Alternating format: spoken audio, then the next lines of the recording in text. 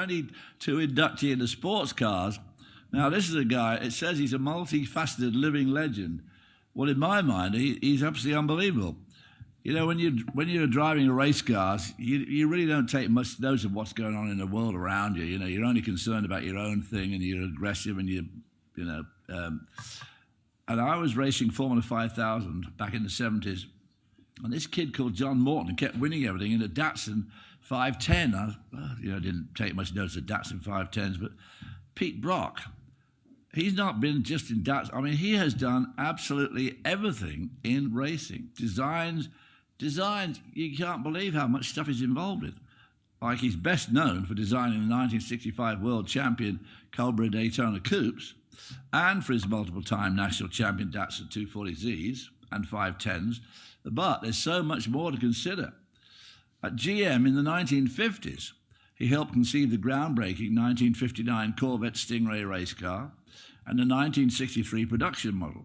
And how about this? He was Shelby America's first employee and ran Carroll Shelby's driving school. And he went on to become a photojournalist and author with award-winning books on those coupes and Corvettes. Incredible guy.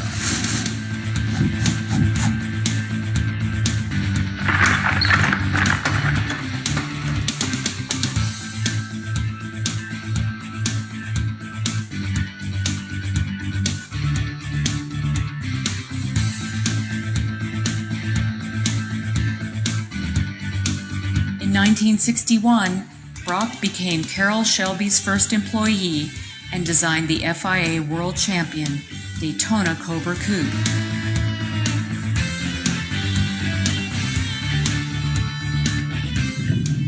Shelby won Ferrari's World Grand Touring title. A win at Sebring, coupled with his points from Daytona, would put Shelby ahead in the point standings. True to his hopes, Carroll Shelby whipped the Ferrari GTOs, taking the manufacturer's championship lead at the same time. At his own company, Brock Racing Enterprises, Brock designed the Toyota JP6, the Triumph TR250K, and the stunning BRE Hino Samurai. In 1958, Brock left GM to pursue a career as a race car driver. Brock was there at the start of the Baja races in 1967. Peter Brock, award-winning designer, racer, flyer, photographer, award-winning author, and speaker.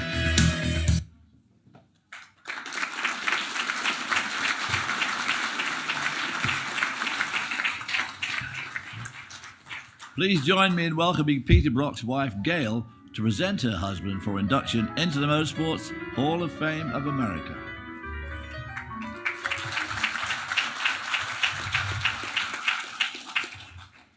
I just have to take a picture of you lovely people.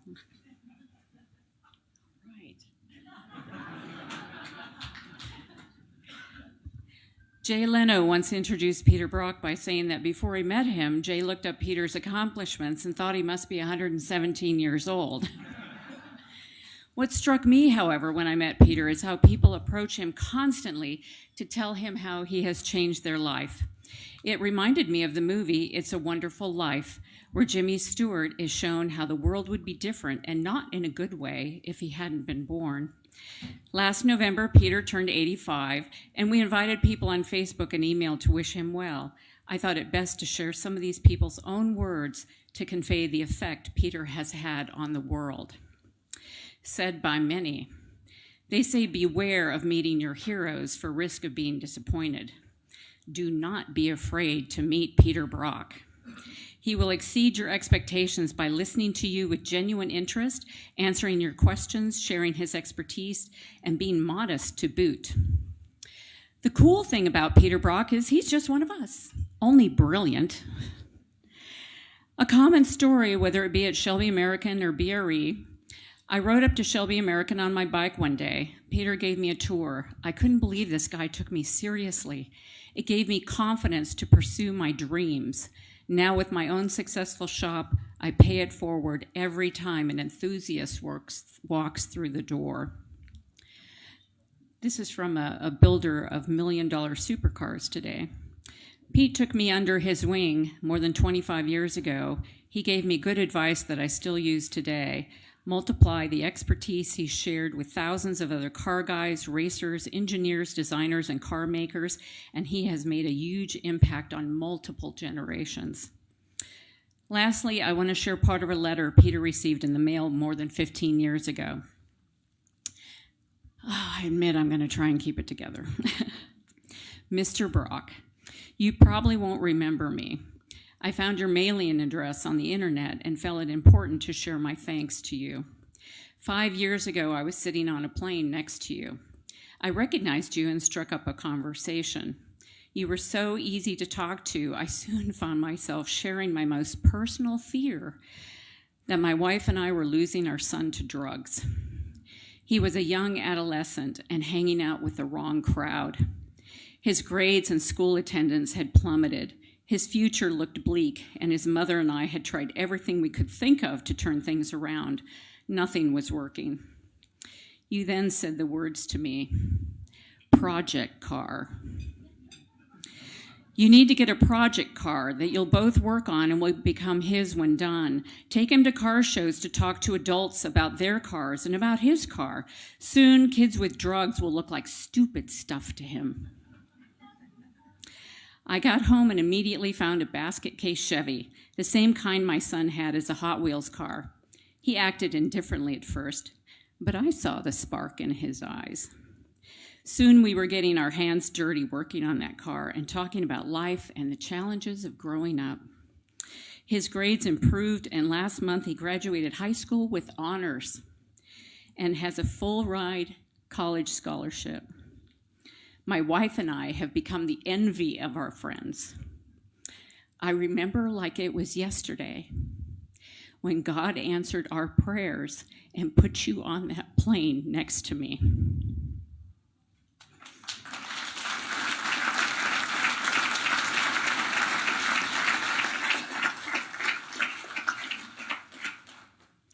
I want to thank the Motorsports Hall of Fame for inducting Peter Brock, but most importantly, I want to congratulate you on inducting such a great human being. It's a wonderful life with Peter Brock.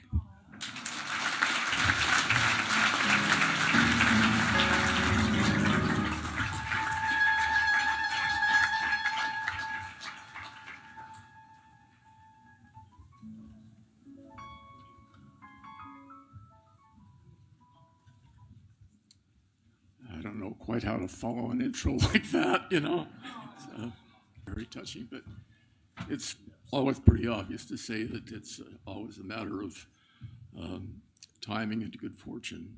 And I've had an opportunity to work with some of the really great guys in the automotive industry. And I mean, I don't even know where to start, but going to work at General Motors when I was 19 and having the opportunity to work for Harley Earl and Bill Mitchell, and having the opportunity to take the lead in designing the Corvette. You know, I was 19 years old. And it was incredible. But the leadership of those guys and the vision, I mean, they'd been working there from before I was born. And they taught me so much about art and life and design and how to work with people. And that's been the whole thing that I've had this opportunity to pursue, because I've always loved racing from the time I was 12 years old. So the opportunities, I left the design business when I was just 21 so that I could go racing, because that was what you had to be when to get a license at that time. And that turned into an operation working with a guy in California, a great guy that was a real mentor in my life that made a lot of changes and taught me a lot about building cars, and that was Max Belchowski, who built some of the great specials in Southern California that were blowing off all the Ferraris and Mazdas. And through Max, I got to meet Carroll Shelby, and that just really changed my life, because I went to work for Carroll as his first employee and had a chance to do everything. You know, my real goal was, of course, to drive for Carroll, and but I just didn't have enough experience, even though I did all the testing on the original Cobras at the beginning. The car was so successful when we first went out that it was just an instant. The next day, everybody in the world with a name driver was Colin Carroll, you know, whether it been Dan Gurney or Phil Hill or Bob Bondurant or, you know, everybody. And there went my ride, because you had all the real guys came in and started driving that car, and we won the world SCCA's championship in 1963. And this was a real major change in that year, because prior to that point, the SCCA had been primarily an amateur organization that kind of frowned on professional racing. But there was this group of guys in Southern California called the California Sports Car Club that knew what racing was all about, and really changed the sport. And it was Carroll's success with the Cobra, with bringing in professional drivers, and the first big major races on the West Coast, sponsored by the Times Mirror, became the biggest race in the world. It was paying more than Formula One at that time, and brought all these top guys in.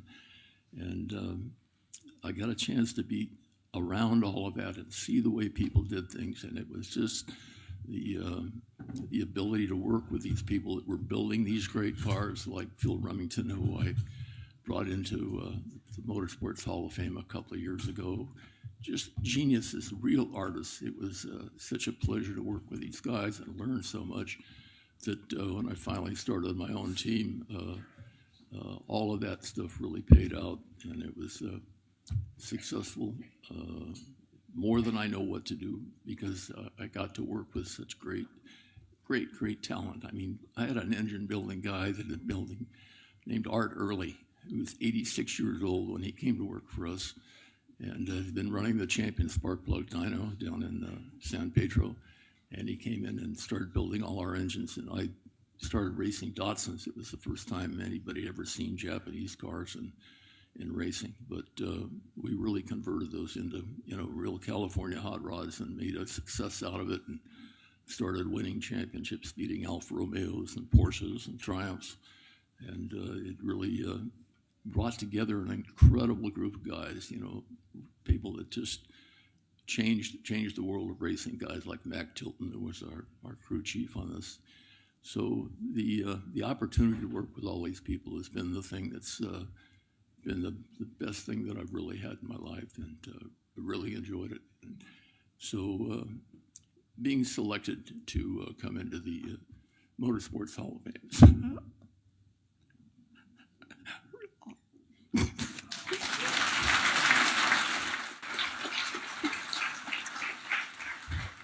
One thing I forgot to say, the only reason that I'm successful is my wife.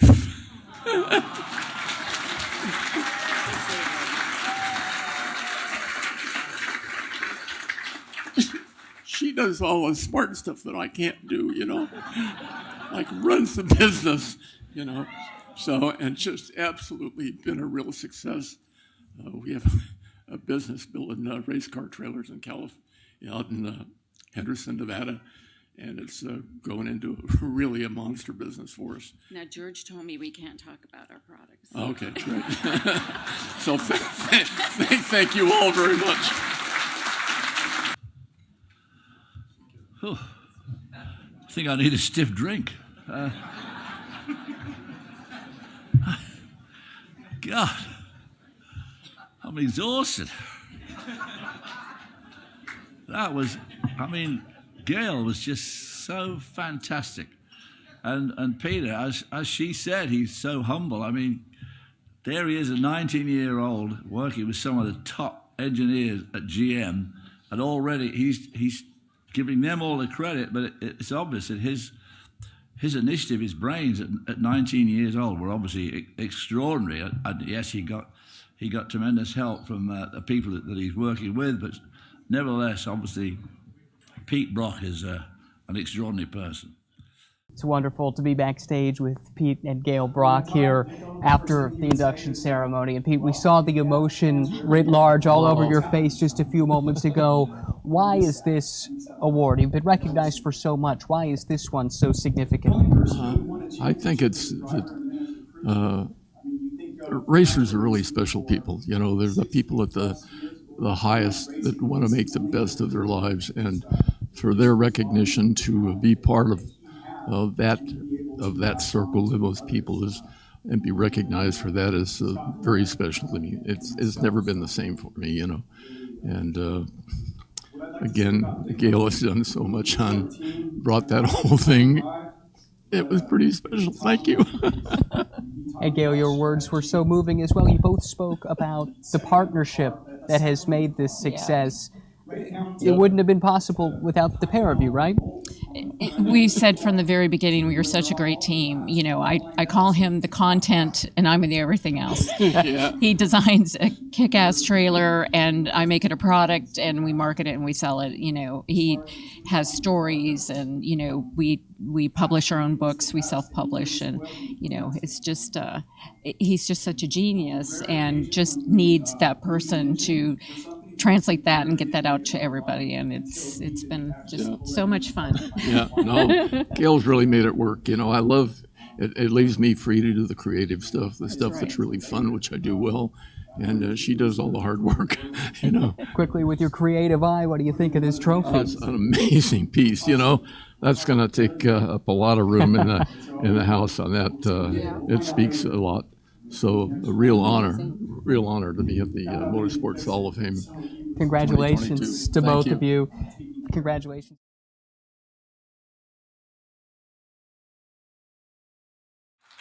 Like I say, I think tonight has been one of our best. We had a couple up in Michigan, which were pretty damn good, considering we were in a strange environment and it was a beautiful new hall. And but this was back to square one. We had a really, really good night of great inductees and some incredible people. And now, as we do each year, we invite everyone to join us for our traditional afterglow gathering out in the main hall and a final champagne toast for our new inductees over at the Shore's Azure Lounge, which is just outside there of the terrace. We also want to sincerely thank our upstate New York friends from Glenora Wine Cellars for providing us the champagne for the toast. Also, after the afterglow, we will continue to glow. We'll get shit-faced, actually, up to speak, in our hospitality suite on the rooftop level. So please join us there as well if you are so inclined. For those of you who must depart, thank you so much for attending, and remember to support the Motorsports Hall of Fame of America. So again, thanks for attending. Good night, and remember, support the Motorsports Hall of Fame. Good night, everybody. Thank you very much.